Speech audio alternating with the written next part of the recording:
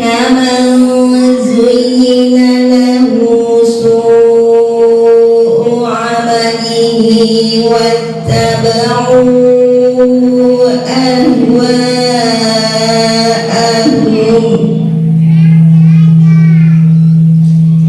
مثل الجنة التي وعد المتقون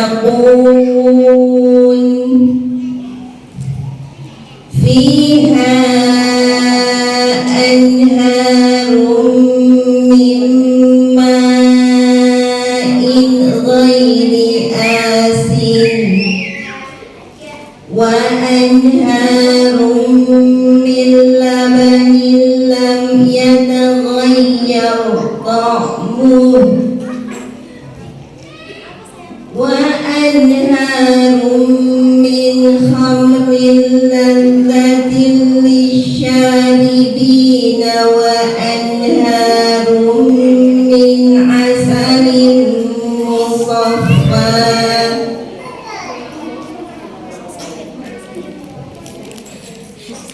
ولهم فيها من كل الثمرات ومغفرة من ربهم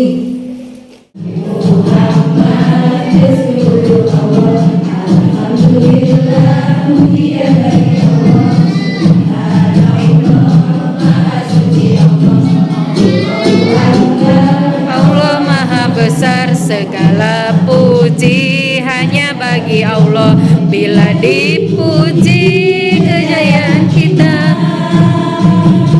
sebenarnya bukan milik kita. Oleh itu segala senantiasa semuanya dari Allah. Alhamdulillah, asyhadu an la ilaha illallah wa asyhadu anna Muhammadar Rasulullah. La ilaha illallah wa asyhadu anna Muhammadar Rasulullah. Tiada Tuhan selain Allah, Nabi Muhammad Rasulullah. Hati gembira merasa bahagia, itulah tanda nikmat darinya. Ingatlah Allah, syukur padanya, ucapkanlah alhamdulillah. Alhamdulillah, alhamdulillah, pujian bagi Allah. Subhanallah, maha suci Allah. Allahu Akbar, Allah maha besar, segala puji hanya bagi Allah.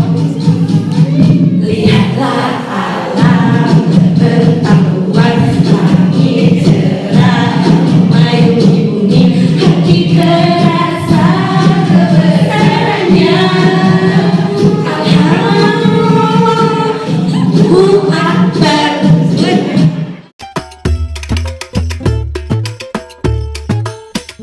Itu ada di kali 10 kali lipat, ada kan apa?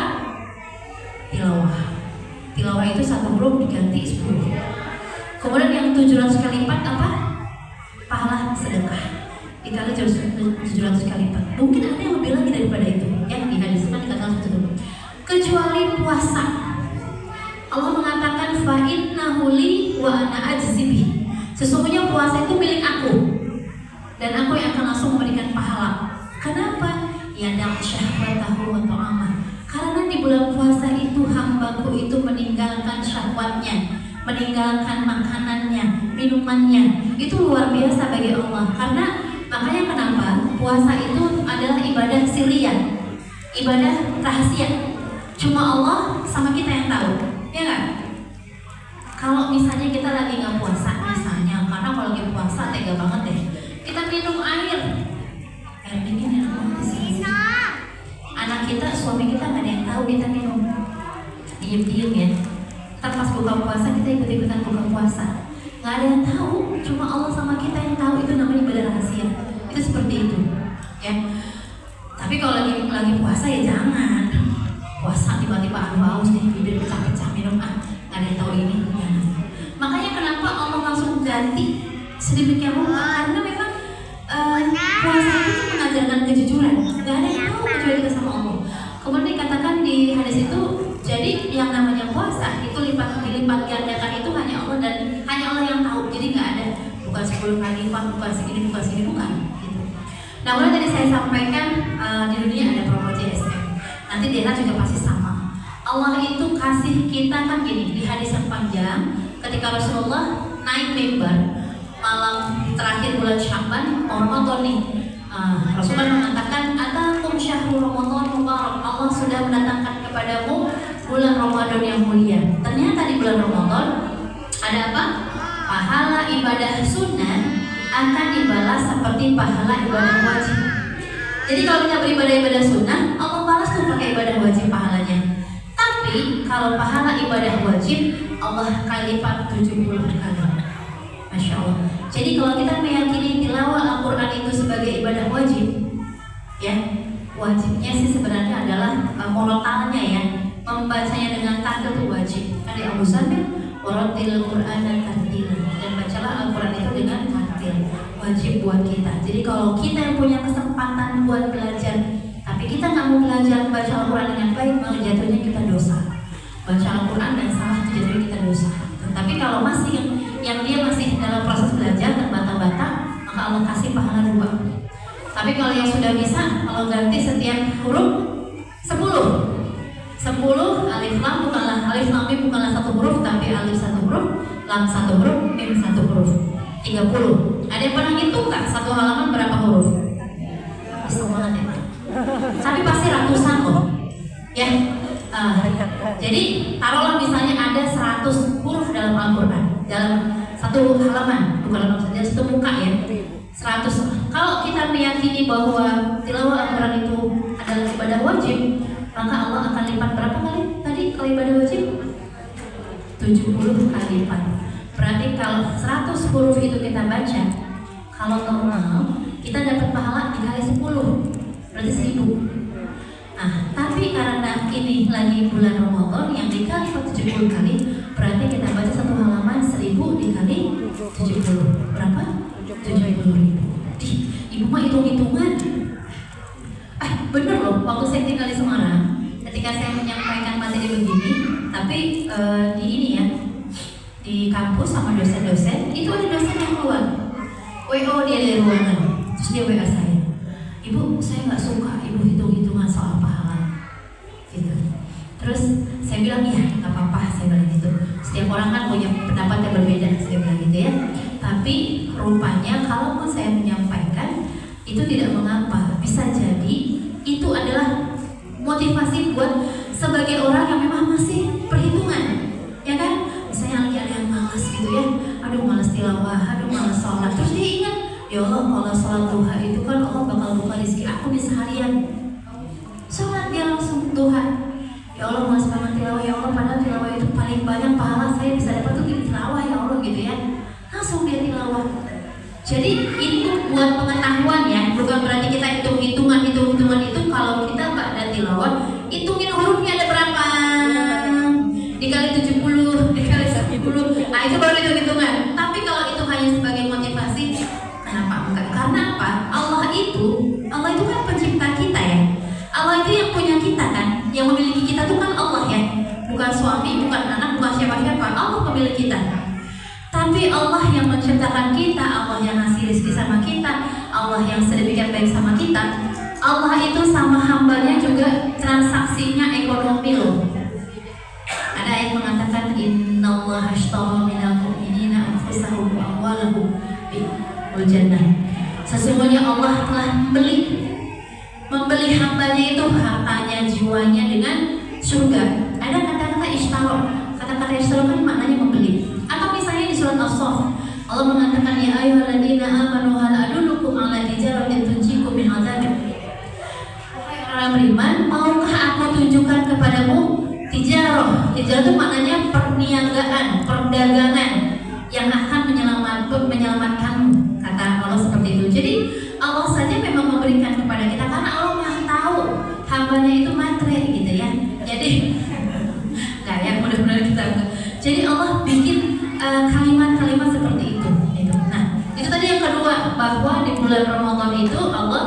berikan kita pahala yang berlipat ganda. Kemudian yang lain apa? Di hadis yang sama, masih di hadis yang satu hadis itu dikatakan as-shaumu junnah malam yahrikuha. Puasa itu perisai selama kita belum membakarnya. Membakarnya itu dengan apa? Jadi rupanya bisa jadi puasa kita yang tadinya itu perisai buat kita, pelindung buat kita, tapi akhirnya nggak jadi. Gara-gara apa? Di hadis ini dikatakan yuhrikuha bil ghibah. Jadi dia akan terbakar pahalanya itu dengan ghibah. Jadi yang namanya ghibah, yang namanya nangis, yang namanya mengikuti emosi dan sebagainya, itu nggak bikin batal puasa. Kemarin di pengajiannya di RW sana kita sudah belajar tentang fikih puasa. Itu tidak membatalkan puasa. Yang membatalkan puasa hanya makan minum, berhubungan suami istri, kemudian muntah disengaja, keluar air mani disengaja, hanya begitu. Tapi kalau ghibah, ngomongin orang, marah-marah sama orang, ngejulitin orang, ngebuk anak, itu jatuhnya adalah pahalanya terkuras, pahalanya berkurang dengan itu semua. Tapi juga jangan gini, cuma boleh ghibah bu, nggak boleh ngomongin orang, masih puasa, ntar aja bisa maghrib. Ya nggak gitu juga. Orang jangan hari-hari biasanya kita nggak boleh ya, apalagi bulan puasa dilipat gandakan dosanya kalau begitu. Jadi nggak usah ya. Nah itu yang penting. Kalau ada ngejahatin kita, isengin kita apa gimana, kita cukup bilang ya disitu dikatakan ini shaim, aku puasa. Jadi jangan puji aku lagi puasa, nggak usah diapa-apain gitu. Makanya disebut sebagai puasa itu perisai. Yang keempat apa? Puasa itu menjadi syafaat. Disebut dikatakan as-siyamu wal qur'anu yashfa'ani yaumil qiyamah. Puasa dan Quran itu dua hal yang bisa memberikan syafaat di hari kiamat, gitu ya. Jadi insya Allah puasa itu bisa menjadi syafaat buat kita. Terus kenapa kita berbahagia lagi? Yang kelima itu adalah karena saya lupa, kalau diingat. Jadi kita bergembira dengan adanya puasa itu karena ada dibebaskan dari api neraka. Ada banget seperti itu ya. Orang-orang yang berpuasa itu Allah bebaskan dari api neraka. Masya Allah. Itulah sebab kenapa kita harus bergembira dengan datangnya bulan Ramadan. Melalui keutamaan-keutamaan yang Allah berikan itu harusnya kita semua bergembira dengan dulu. Terus udah gembira aja selesai. Hah? Ya bu, selesai ya. Nah, udah. Assalamualaikum Pak saya. Nah, apa sih yang bikin kita bisa sudah bergembira? Terus kita mau ngapain? Berarti kita mulai mempersiapkan memasuki bulan Ramadan. Kalau di kitab-kitab itu biasanya ada persiapan jasmani. Persiapan jasmani itu berarti kita mulai yang punya penyakit-penyakit degeneratif, jantung kah, darah tinggi kah, gula darah kah, kolesterol kah, asam urat kah, itu namanya penyakit degeneratif. Gak kelihatan kecuali kalau dia lagi tinggi, baru tuh nanti muncul. Stroke-nya tuh kalau dia sudah tinggi. Buat mereka yang sudah punya penyakit degeneratif, biasanya 50 tahun ke atas, harus mulai hati-hati ya bu. Berarti sebelum Ramadan kontrol ke dokter, minta obat sebulan. Harus gimana saya, cara minum obatnya bagaimana dan sebagainya, menghindari supaya kita nggak drop ketika bulan puasa. Jangankan penyakit-penyakit yang berat seperti itu ya, penyakit-penyakit ringan macam flu, batuk aja kalau pas bulan Ramadan nggak enaknya minta ampun kan. Yang namanya radang tenggorokan, pengennya minum tapi kita nggak bisa karena harus puasa. Boleh sih kita buka, kalau udah nggak kuat banget silahkan dibuka, berbuka nggak apa-apa kan, kita termasuk orang yang sakit. Tapi biasanya kan pada males kodok, puasa aja deh, bela-belain pokoknya gitu ya. Jadi kita yang menata fisik kita. Kemudian persiapan fisik juga ada persiapan makanan. Bu, kemarin tuh saya kebetulan bina saya dengan dokter, jadi beliau menyampaikan bagaimana cara makan kita sahur. Sahur kalau bisa jangan banyak karbo. Pagi-pagi, aduh, udah nggak sempet masak deh, bikin mie, pakai nasi, ya, mie-nya jadi lauknya nasi. Atau semuanya karbo, jangan deh bu. Gitu, justru karbo itu bikin orang cepet lapar. Ya, harusnya kita kita jam 1 jam 2 baru lapar gitu kan. Kalau jam 10 lapar itu namanya lapar palsu ya Bu. Nggak mungkin kalau jam 10 itu masih ada makanan di lambung yang masih bisa diolah. Biasanya lambung itu kosong dari makanan, sudah masuk semua khusus besar itu kalau sudah jam 1 jam 2 itu baru kita lapar beneran karena lambungnya kosong gitu ya. Nah, jadi buat kalau yang kita ada, justru sahur itu perbanyak protein sama sayuran. Protein itu bikin kita lama laparnya. Alah Bu, nggak punya daging Bu, ya udah tempe, tapi kan juga protein, ya apa-apa. Sayuran sama protein harus ada itu. Kalau nggak ada, Rasul apa? Rasul kalau nggak ada apa-apa, Rasul cuma puasa pakai kurma. Kurma itu selain dia banyak seratnya, dia memang juga apa namanya ada manisnya ya, yang bikin itu bisa bertahan, bisa bertahan puasa seperti itu ya. Jadi sahur tuh apa namanya, kalau bisa jangan seadanya. Dalam artian bukan yang kita ngada-ngadain ya, tapi kalau bisa memang ada karbonnya, ada sayurannya, ya ada seratnya ya, ada proteinnya kayak gitu ya. Nah, begitu juga berbuka. Nah, kita berbukanya biasanya untuk makan Islam. Berbuka dengan yang manis, buka sasaran dengan semuanya iklan. Dibayang nih sama teman-teman. Gara-gara kemakan iklan, kita akhirnya kalau buka puasa itu punya semuk gede, teh panas, teh manis. Orang-orang Jawa bilangnya nas kental, panas lebih kental. Kalau orang Sunda nggak, orang Sunda biasanya senangnya teh yang ringan ya. Biasanya malah teh-teh hijau gitu kalau orang Sunda. Dan nggak manis biasanya kalau orang Sunda. Atau deh kalau daftar orang Jawa ya. Orang Jawa jangan komplain ya. Ente juga Sunda tinggalnya di Jawa. Itu lagi rame tuh bahas Sunda Jawa tuh. Rame orang dari ngomong kemana, mau dikit kemana? Ke Jawa. Emang kita kan tinggal di Jawa sekarang ya? Kita tinggal di Jawa ya? Jawa Barat. Ya, jadi itu kita mau makan iklan tuh. Dihajar pakai teh manis semut gede gitu ya. Belum gorengannya, belum apanya, mie glosor apa, es buah. Kelar Bu, kelar. Kalau yang kayak saya punya diabetes langsung pingsan kalian gitu. Soalnya ada sahabat saya wafat karena buka puasa. Buka puasa begitu tiba-tiba minta es krim. Sudah sembuh ya. Kayak beda lah sama saya. 50 berapa lebih tua sedikit daripada saya. Minta es krim sama makan bakwan. Udah buka puasa gitu. Kalau sakit perutnya dibawa ke rumah sakit sudah ada. Jadi harus hati-hati. Sebenarnya buka puasa juga usahakan pakai air hangat putih dulu ya. Air hangat putih dulu sedang bahasa tenggorokan. Kalau mau nyobain pakai apa? Pertama pakai rutok.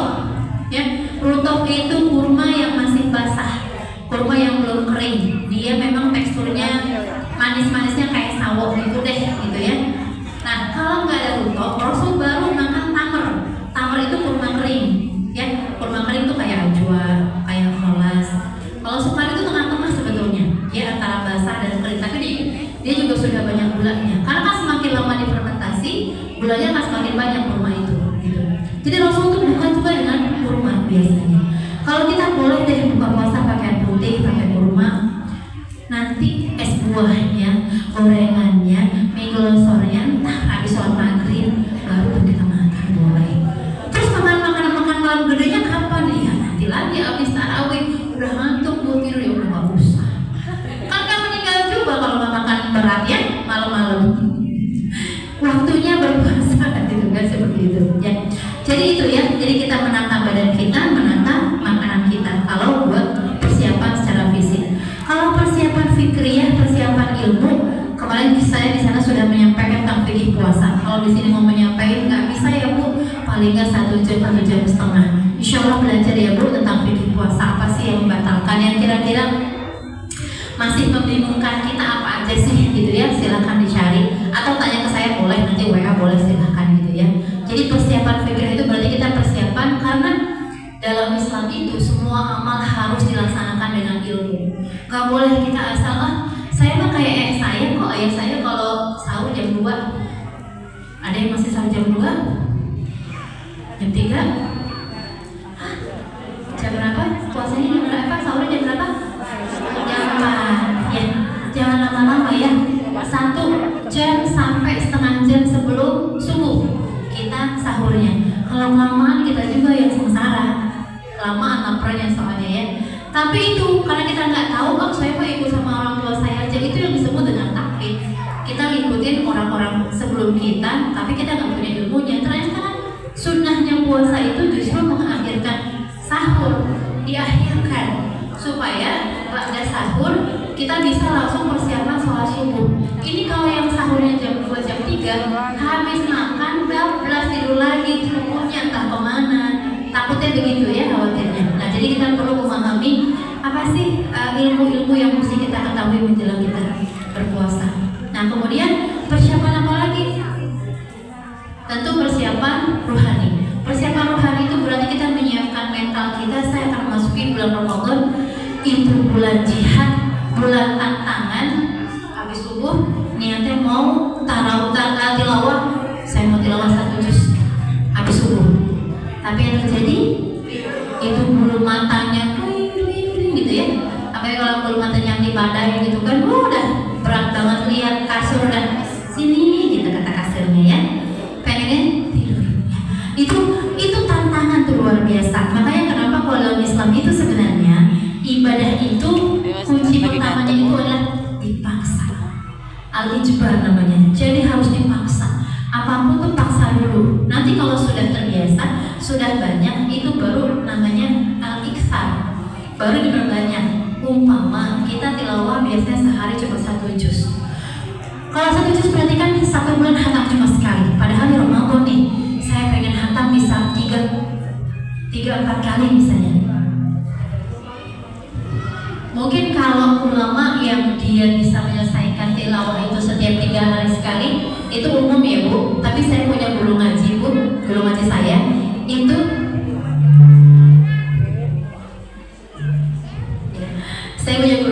itu guru ngaji saya dalam 1 bulan Ramadan beliau bisa hatam 10-15 kali. Caranya gimana? Memang beliau sudah nggak punya anak kecil ya. Beliau biasanya misalnya dia target 10 kali, berarti yang 4 kalinya itu beliau selesaikan di 20 hari pertama. Dan kebetulan juga sudah menopause juga ya, gitu, jadi sudah nggak diganggu sama haid. Nanti sisa 6 juznya itu beliau selesaikan ketika i'tikaf. I'tikaf beliau itu selalu di masjid 10 hari, diam di masjid 10 hari. Ya, jadi beliau selesaikan 6 kali hatamnya lagi itu ketika beliau i'tikaf, masya Allah. Saya juga belum bisa dirubah kayak gitu ya. Jadi kan kita punya target kan, pengen berapa kali hatam, berarti kan tilawahnya mesti lebih banyak.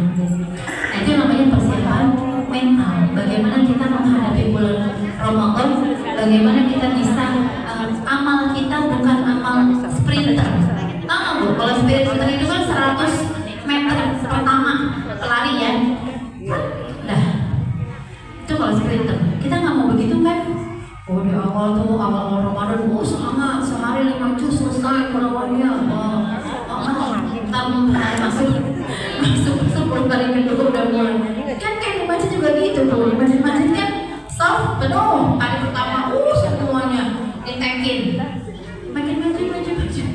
Ntar mau lebaran nggak berapa baris gitu paling kan seperti itu. Tarawihnya pindah dari masjid ke mall pada mall kalau udah mau lebaran. Kita ini adalah maraton. Kalau maraton itu panjang, sebulan panjang kan? Pelan-pelan tuh. Kalau maraton kan dia nggak boleh lari cepet ya, larinya pelan-pelan. Tapi pasti terus lari sampai selesai 30 hari. 30 hari itu nggak normal loh. Kadang-kadang kalau udah tengah segini, wah ternyata tilawah saya baru sekian kali hatam misalnya kayak gitu. Jadi memang harus dipinter-pinter sama kita mengaturnya bagaimana. Mudah-mudahan nanti ujungnya adalah itu yang disebut dengan kita mewujudkan yang namanya takwa. Takwa itu bukan langsung Allah kasih gitu, enggak. Tapi itu emang proses. Kalau Imam Sayyidina Ali bin Abi Thalib radhiyallahu anhu beliau mengatakan yang namanya takwa itu diantaranya adalah orang yang mereka merasa cukup dengan yang sedikit. Maksudnya adalah gak bermewah-mewahan. Sampai akhir lebaran pun tidak bermewah-mewahan. Meskipun ulama mengatakan Idul Fitri itu kita makanya disebutnya lebaran ya Bu, lebar-lebar. Maksudnya kita boleh berlebar-lebar dari segi makanan, dari segi pakaian, tapi gak berlebihan. Jadi gak harus punya baju baru nggak ya Bu? Atau malah sama anak-anak.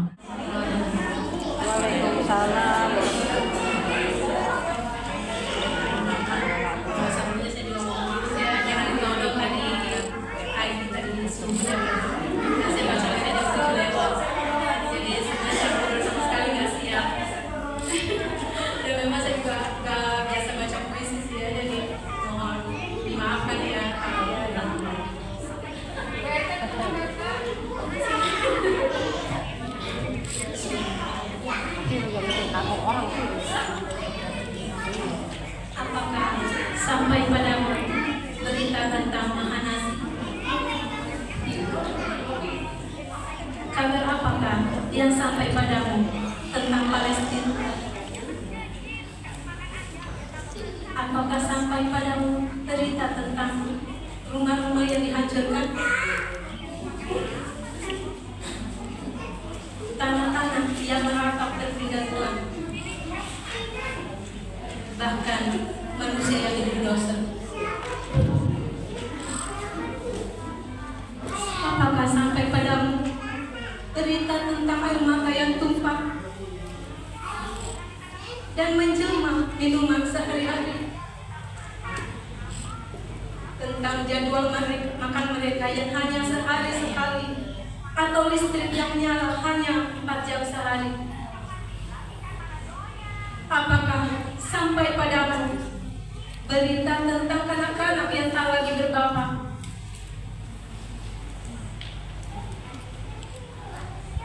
Seorang ibu yang mereka diperkosa atau diseret ke penjara.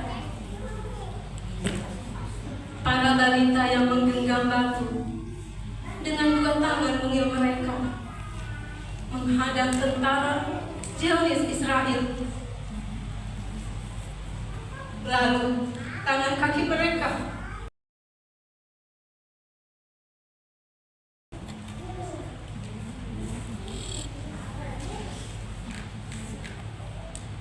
apakah sampai padamu berita tentang Masjidil Aqsa?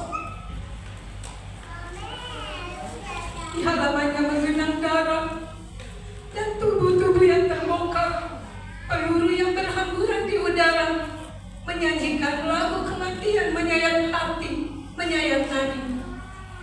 Kekejaman yang melebihi fiksi. Dan semua film yang pernah kalian tonton di bioskop dan televisi. Kebiadaban yang maha nasi. Tapi orang-orang di negeriku masih saja menghentikan kening. Palestina, untuk apa memikirkan Palestina? Persoalan di negeri kita sendiri menjulang. Mereka bersungut-sungut tak suka, membantu tak jarang terpengaruh, menuduh penjual kemerdekaan Palestina yang membela tanah air mereka sendiri sebagai teroris. Duhai, maka kukatakan kepada mereka, tanpa abai pada semua persoalan di negeri ini, atas nama kemanusiaan, menyalalah. Kita tak bisa hanya diam menyaksi pergelaran Mahanasi sambil mengunyah menu 4 sehat 5 sempurna dan bercanda di ruang keluarga. Kita tak bisa sekedar menampung pembantaian itu di dalam batin atau pura-pura tak peduli. Seorang penantuti berkata, mereka yang membatasi ruang kemanusiaan dengan batas-batas negara sesungguhnya belum mengerti makna kemanusiaan. Apakah sampai padamu berita tentang Mahanasi itu, tentang Palestina yang bersemayam kokoh di hati mereka yang diberi kurnia, seperti cinta yang tak bisa kamu hapus dari penglihatan dan ingatan, air mata, darah, dan denyut nadi manusia.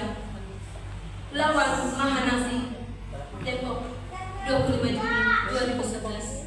Assalamualaikum warahmatullahi wabarakatuh.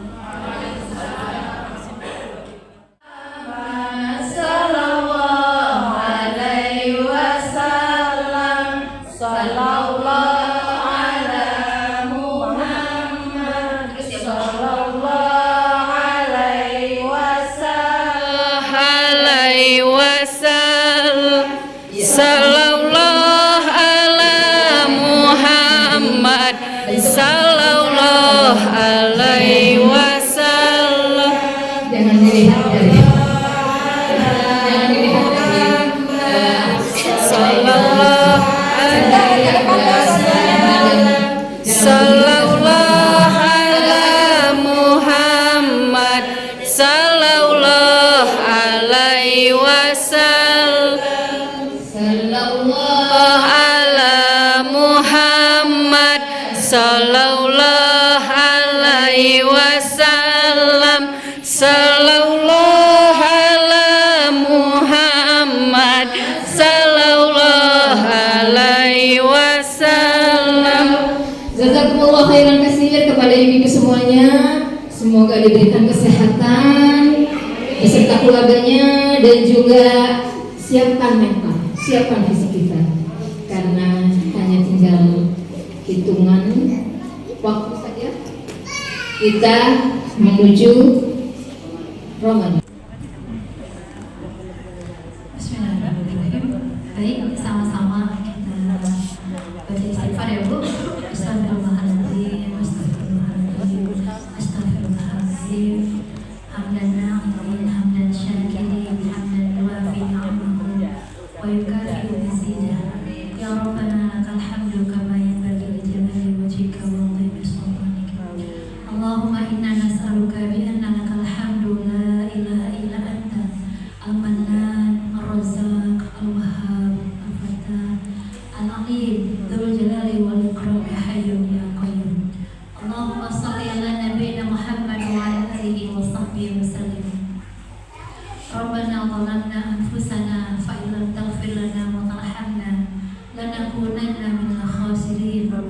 Rabbana ighfir lana wa li ikhwana alladziina sabaquna bil iman wa la taj'al fi qulubina ghillan lil ladziina amanu. Rabbana innaka ra'ufur rahim. Rabbi ighfir lana wa li walidayna warhamhuma kama rabbayani shaghira. Allahumma inna nas'aluka ilman nafi'an wa rizqan thayyiban wa amalan mutaqabbalan. Allahumma inna nas'aluka al-huda wa tuqa wal afaf wal ghina. Rabbana hab lana min ladunka dzurriyyatan thayyibah innaka sami'ud du'a. Rabbana hab lana min azwajina wa dhurriyyatina qurrata a'yun waj'alna lil muttaqina imama. Rabbana awzi'na an nashkura ni'mataka allati an'amta 'alaina wa 'ala walidayna wa an na'mala shalihan tardahu wa adkhilna bi rahmatika min ibadika as-salihin. Allahumma ahil 'alaina syahr Ramadan bil amni wal iman was salamati wal islam wat taufiqi lima tuhibbu wa tarda ya dzal jalali wal ikram. Allahumma a'inna fihi 'ala as-siyami wal qiyam. Allahumma ij'alna mimman yasumuhu wa yaqumuhu imanan wa ihtisaban. Allahumma salimna li Ramadan wa sallamhu lana wa tasallamahu minna taqabbalan. Allahumma ij'alhu syahra izil Islam wal muslimin. Allahumma ij'alhu syahra al-masri wa tamkin Islam wal muslimina fi kulli makan ya rabbil alamin.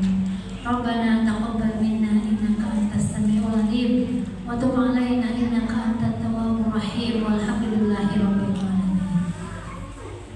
Ala Muhammad sallallahu alaihi wasallam. Sallallahu ala Muhammad sallallahu alaihi wasallam. Sallallahu ala Muhammad sallallahu alaihi wasallam. Sallallahu ala Muhammad sallallahu alaihi wasallam. Sallallahu ala Muhammad sallallahu alaihi wasallam. Sallallahu ala Muhammad sallallahu alaihi wasallam.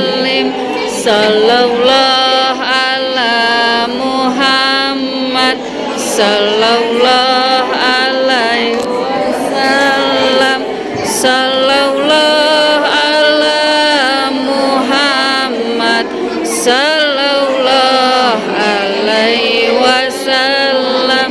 Sallallahu ala Muhammad sallallahu alaihi wasallam. Sallallahu ala Muhammad sallallahu alaihi wasallam, sallallahu ala Muhammad, sallallahu alaihi wasallam, sallallahu ala Muhammad, sallallahu alaihi wasallam, sallallahu ala Muhammad, sallallahu alaihi wasallam, sallallahu